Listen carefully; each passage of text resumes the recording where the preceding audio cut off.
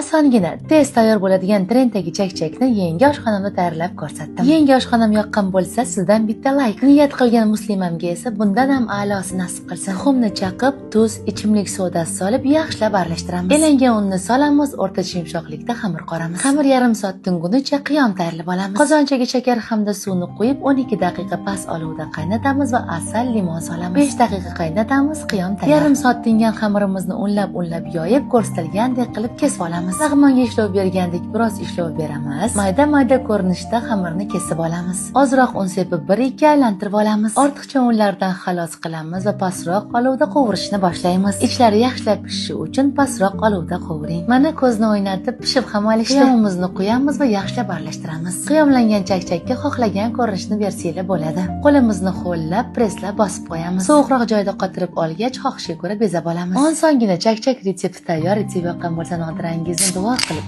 mazali, muzdek kino mojito bilan haqiqiy mevalar ta'mini his qilib, chanqog'ingizni qoldiring.